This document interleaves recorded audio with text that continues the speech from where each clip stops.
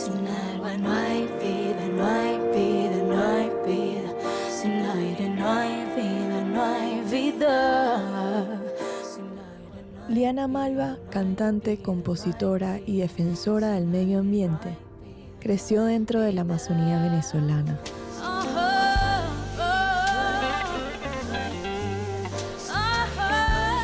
En estas tierras milenarias, en sus ríos y bosques, aprendió a cantar. Aunque su carrera la ha llevado a escenarios internacionales como el Skoll World Forum, donde tocó frente a líderes mundiales en 2021, su mensaje y su misión están anclados en casa.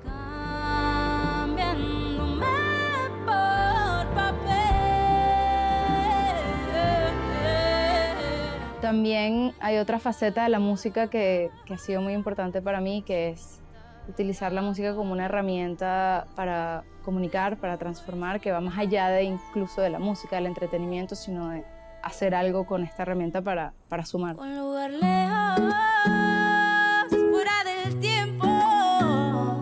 Contra la minería y la destrucción ambiental que amenazan su hogar, Liana canta para unir, educar y defender. La mentira. Hoy, en Fuerza Latina, Liana Malva nos comparte los paisajes de su infancia y nos invita a proteger los nuestros. Cuéntame sobre el Paují, el lugar donde creciste, que queda al sur del Parque Nacional Canaima, ¿correcto? Exactamente. Que es Patrimonio de la Humanidad de UNESCO. Exacto. El Salto Ángel, las cascadas más altas del planeta están ahí. Cuéntanos sobre este lugar. Yo nazco en Caracas y cuando tengo 1 año, mi familia con 3 hijos decide mudarse a vivir en este refugio que construyó mi papá con sus propias manos y bueno, con ayuda de amigos y de esta comunidad que estaba habitando y haciendo vida en este lugar tan especial. Y bueno, ellos fueron por muchos años de vacaciones, se enamoraron profundamente de lo que estaba sucediendo acá y bueno, alrededor de 8 años después deciden mudarse y bueno, ahí fue mi infancia en este lugar lleno de ríos, de cascadas, de sabanas, de bosques, uno de los lugares donde puedes ver las estrellas más espectaculares del mundo. Cuando tenías 7, 6, 5 años, ¿qué hacías? Mi casa queda a 8 kilómetros del pueblo, del Paují como tal, en un valle en el medio de la nada prácticamente, en esta casita de piedra y madera al lado de un río. Entonces bueno, nos levantábamos temprano, mi mamá hacía las arepas, nos bañábamos en el río o en la ducha para salir a ir al colegio.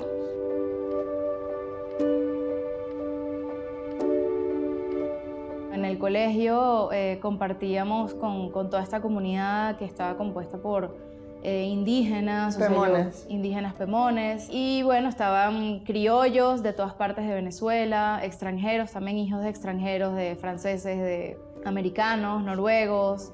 Entonces eso fue algo muy bonito que pasó en este lugar, esa cultura y esa mixtura cultural. Me acuerdo, mi mamá siempre iba a las clases de danza, había un salón de danza de piso de parqué en el medio de la selva donde las mujeres de la comunidad iban a hacer sus obras y preparaban obras de teatro y de baile y esto lo presentaban en las temporadas altas de turistas, pues. Muchísimos espacios para compartir con toda esta comunidad que hoy en día es una gran familia que se mantiene unida. Podría decir que esa es mi verdadera familia. Porque bueno, son las personas con las que crecí. ¿Habían celulares?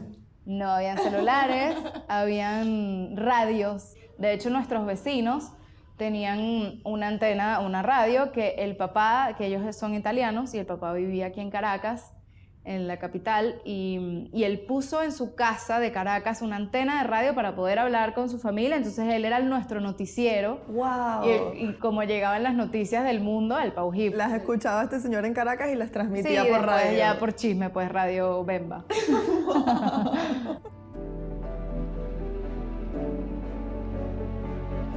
Cuando yo llego a la ciudad me doy cuenta que venía de otro mundo, pues había muchísimas cosas que estaban como en el imaginario venezolano, en la cultura venezolana de las cuales yo no formé parte y hasta el día de hoy siento que soy muy distinta.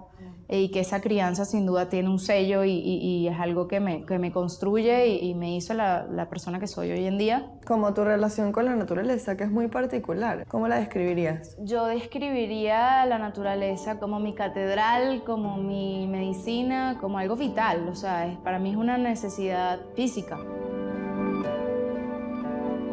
Cuando nos mudamos a la ciudad me costaba muchísimo y fue porque esa fue la concepción del mundo con la que yo crecí, o sea, para mí eso era lo normal. Claro. Irme a bañar al río era algo que yo daba por sentado. Es que imagínate el nivel de estímulos, escuchar esa cantidad de pájaros todos los días, tener cascadas, tener pozos, tener todo tipo de bosques, de árboles que miden 100 metros, o sea, y de repente de un día al otro lo que mide 100 metros son los edificios. Exacto. Y como esto no suena, igual.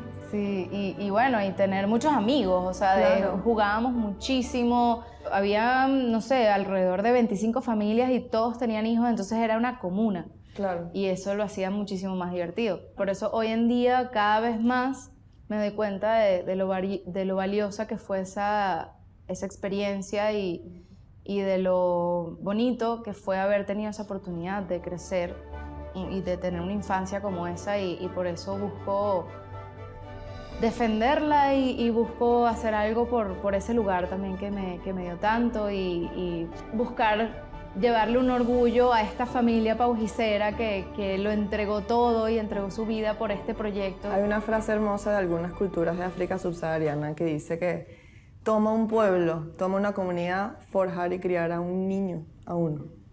Y es una frase tan bonita porque justamente denota como esa corresponsabilidad que tenemos como sociedad civil en forjar a cada uno de los miembros de esa sociedad. Y creo que este es un ejemplo bellísimo de eso. Crecí libre, salvaje, sin tiempo, viendo a mi padre pintar la naturaleza con amor y respeto. Cuando vives en un lugar así, te mimetizas.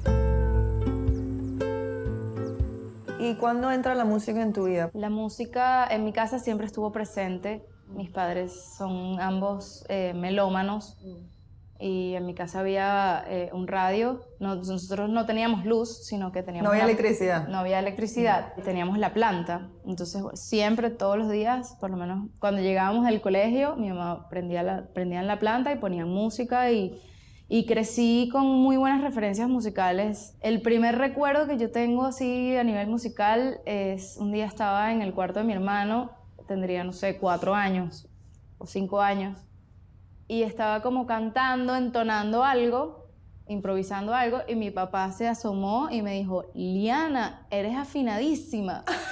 Y eso a mí nunca yo ni siquiera sabía que era ser afinado, pero eso no se me va a olvidar jamás. Y bueno, sí, en el preescolar, o sea, en el fin de año me pusieron a cantar de solista porque ya sabes, como que empecé a mostrar aptitudes para la música. Y luego cuando nos mudamos a Caracas, tuve la suerte de entrar en un colegio, estudié en el coro y eso me abrió muchísimo la cabeza a nivel armónico, vi clases de piano, de guitarra y ahí comenzó como esa trayectoria de comenzar a formalizar mis estudios, pero yo era súper rebelde, claro. Libre, indisciplinada, era un rechazo porque tampoco tenía piano en mi casa, entonces yo tenía que estudiar en los recreos, en el colegio. Yo lo que quería era jugar. Claro. Alguien me regaló un piano y entonces empecé a componer, pero mi relación fue desde la inspiración siempre, desde querer expresarme más que desde un punto muy académico.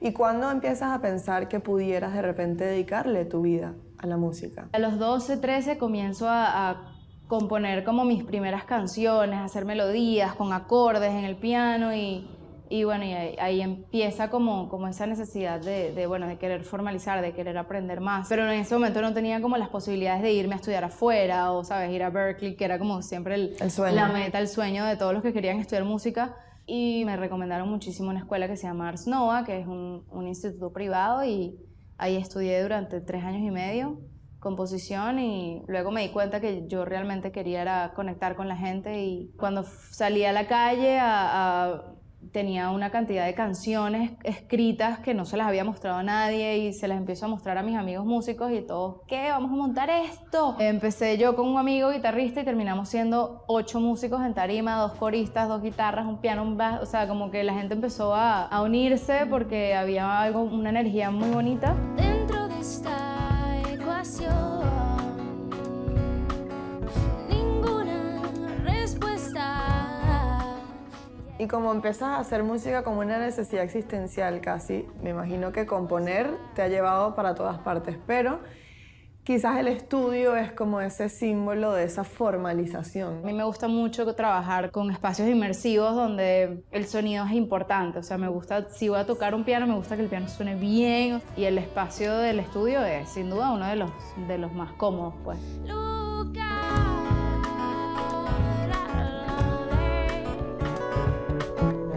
Cuéntanos qué hacemos aquí, qué es este espacio.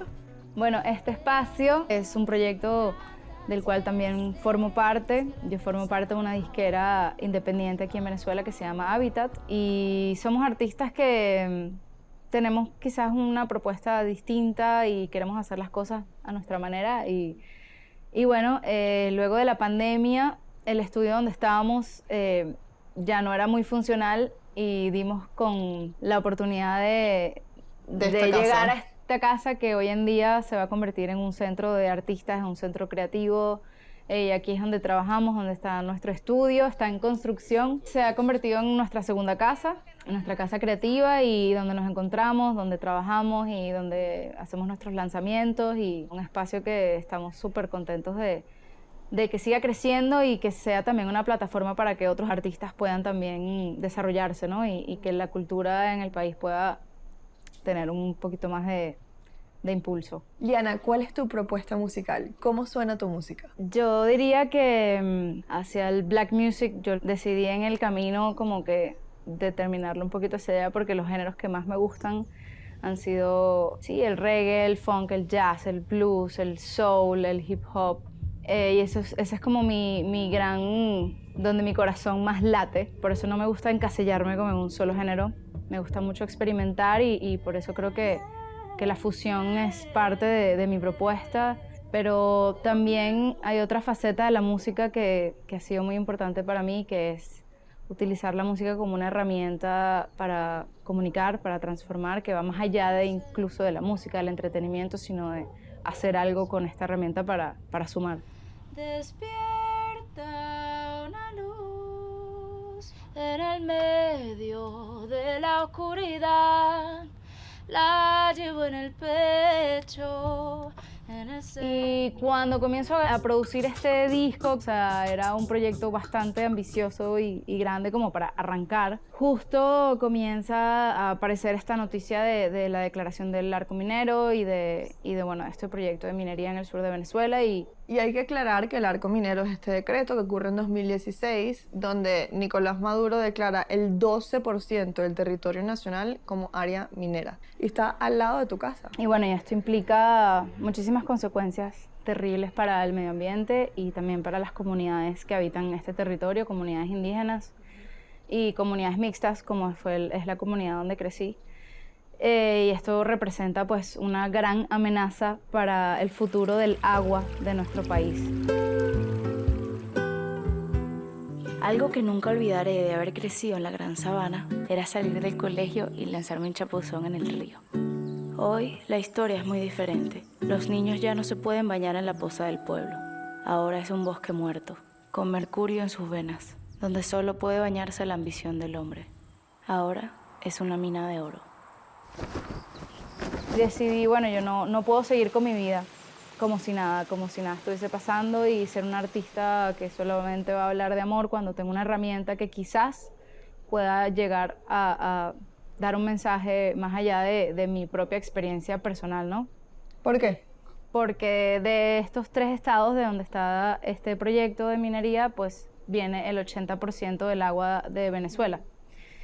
Y pues con las prácticas de la minería, los ríos comienzan a contaminarse por sedimentos, por mercurio, y esto tiene, bueno, una larga lista de consecuencias. Una larga lista de consecuencias terroríficas. ¿Y cómo cambia tu carrera musical? Me di cuenta que tenía varias canciones escritas en lugares de Venezuela, que había compuesto en estos lugares y que la gente cuando las escuchaba me decía que se transportaba a estos lugares, ¿no? Entonces, en medio de una de las peores crisis del país, año 2017, comienzo a desarrollar una campaña artística que se llamó Gotas, un viaje musical inspirado en Venezuela, que fueron esta serie de videoclips de estas canciones que había compuesto en estos lugares, comenzando por el Paují, por mi casa. Donde el viento puede aclarar el pensamiento, donde el sol calienta aquellos momentos de paz. Cuéntame sobre tu canción El Paují. ¿Qué mandaste al mundo con esa canción? Para mí representó esa nostalgia con la que yo siempre viví después de haberme ido, de siempre querer volver a mi casa, a mi hogar, y lo que ese lugar significa para mí, que es ese lugar seguro, ese lugar donde yo soy yo, sin añadiduras, sin ningún tipo de condimentos, sino como vine al mundo y es creo que la conexión más auténtica que tengo con la vida. Un lugar lejos, fuera del tiempo, dejando heridas, dejando alegrías. Algunos viviendo la verdad y otros la mentira.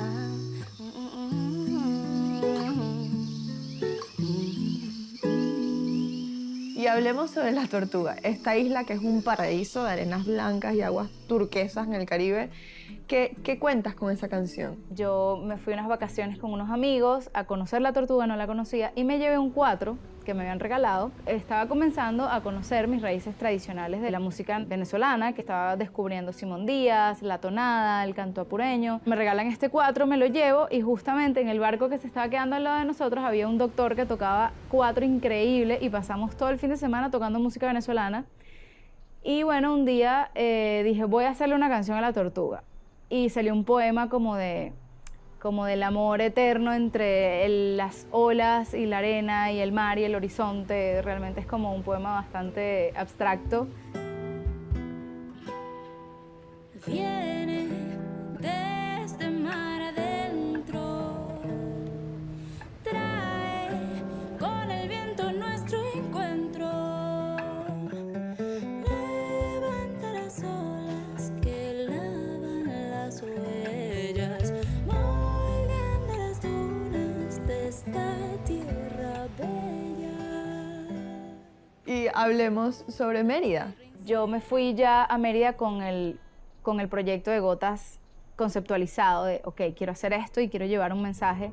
Entonces ya la canción de Mérida tuvo otra connotación, ¿no? Sin duda estuvo muy inspirada por lo que me encontré en Mérida. En Mérida me encontré un venezolano que para mí es un ejemplo a seguir, los gochos, que son súper trabajadores, honestos, tienen una conexión súper bonita con la tierra, con todo este trabajo que a veces es tan subestimado y es tan importante, o sea, La agricultura. La agricultura, y es tan mal pagada y tan subvalorada, ¿no?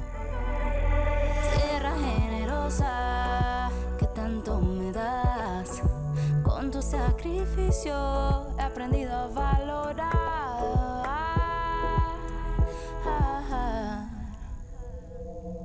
Que hay una semilla, el barro se transforma en arcilla, el sol da color a tus mejillas, la herencia teje historias en su silla.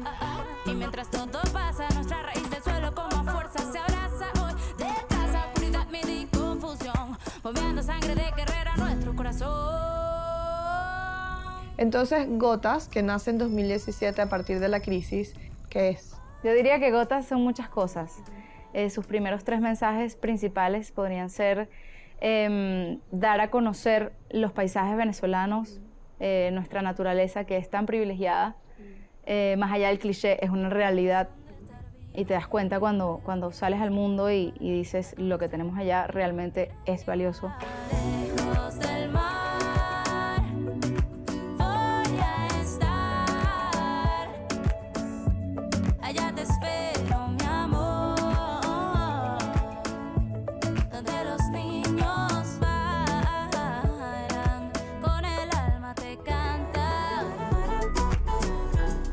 Ya ahí comienza a conformarse un proyecto mucho más formal y más robusto, donde busco una alianza con una ONG muy importante aquí en Venezuela que se llama Provita, y con ellos desarrollamos una serie de charlas educativas que llevamos a instituciones, a colegios y universidades aquí en Venezuela y bueno, logramos impactar de forma voluntaria a más de 5.000 jóvenes. Abrazaban este mensaje y nos dimos cuenta, bueno, que estábamos comenzando a crear un ejército de defensores de la naturaleza y bueno, es una invitación a sumarse, a poner así sea una gotita para que algo cambie en el mundo. Y de ahí viene el nombre del proyecto, me imagino, de las gotitas. Sí. Claro, porque es una invitación a que cada quien se convierta en una gotita de agua que entre muchas gotitas pues cae un chaparrón y eso se convierte en un río y luego en el océano y es indetenible.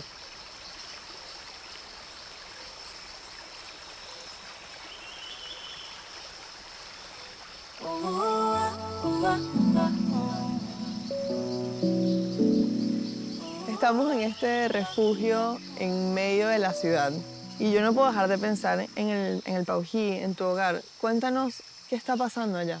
Bueno, el Paují ha venido cambiando muchísimo de ser una comunidad turística que recibía personas de todo el mundo, de todas partes de Venezuela. Ha venido transformándose en los últimos años a llegar a ser una comunidad que vive de la minería y bueno, la gente se ve en la necesidad de recurrir a estas prácticas para su supervivencia. Muchos de esos ríos donde yo crecí y donde me bañaba de pequeña, pues ya hoy están contaminados, sus bosques y las nacientes de los ríos han sido taladas. Y bueno, yo creo que una de las peores consecuencias es que el agua está comenzando a tener altos niveles de mercurio y entonces ya el impacto ambiental no solo se queda en ese territorio, sino que el agua y toda la cuenca y todo el trayecto de hasta donde llega el agua, que realmente es hasta el mar, se ve afectado por el mercurio, ¿no? Adoptar esta problemática como artista, ¿qué ha significado eso para ti? Sí, ha sido complejo. A veces en muchos momentos me he planteado como que a dónde estoy yendo con esto, pero siempre me aparecen señales y hay como una intuición y un llamado que me dice que esto es algo que yo tengo que hacer y para mí el sueño es que se convierta en un movimiento de muchas voces que se levanten para defender nuestro patrimonio ecológico y más allá de defenderlo, buscar soluciones y trabajar con la gente que está viviendo en estos espacios. Me parece algo que es un proyecto de vida y que va incluso más allá de la música. Queda algo de plata en la cartera, salud para viajar por Venezuela. Dije que sí porque el tiempo no espera, te tengo a ti hasta el día en que me muera. Y estas señales de las que hablaban, que te reafirman que estás en el camino, que es tu camino, cuéntanos sobre ellas. No había subido nunca al Roraima y bueno, tenía toda mi vida queriendo subir esta montaña que la había visto desde chiquitica. Y bueno, estando allá arriba realmente es otro mundo, o sea, hay una energía, una presencia ancestral que está ahí, pues o sea, es innegable. Todo el mundo que fue a este viaje la sintió, todo el mundo que baja esa montaña tiene alguna experiencia trascendental o de alguna manera logra conectarse con la naturaleza y con estas cosas de la vida que no se ven, sino que se sienten, ¿no? Darte las gracias por siempre amarme cuando te necesité. Fuimos a un paseo a una cueva y estando en la cueva una amiga comenta que apagáramos las luces y que nos quedáramos en total oscuridad. Y un amigo me pide que si podía cantar algo y me abrí como a la improvisación. Lo grabaron y bueno, salió una canción de principio a fin. En el vientre de una roca sagrada en el centro del universo. Cuando termino, bueno, y prendemos las luces y estaban todos llorando. Terminamos abrazándonos y bueno, fue un poco ese mensaje que viene acompañándome en el camino, que para mí significa muchísimo porque es algo que me acompaña desde niña y que está muy sembrado en mí y también es el miedo a perder este lugar, ¿no? De ver eso que se avecina y que nos está tocando la puerta y que realmente hay muy pocas personas que saben lo que está sucediendo, conscientes y que estén haciendo algo al respecto, ¿no? Creo que para muchos venezolanos la patria del país quedó en los recuerdos, ¿no? Quedó en la niñez, está anclado ahí. Considero que es importante que que cada quien pues defienda su espacio, Lo ¿no? suyo. Lo suyo, y que si todos pues forjáramos y fortaleciéramos ese amor de donde venimos y sí, defender lo que es nuestro, el mundo estaría muchísimo más a salvo. Cuando te necesité,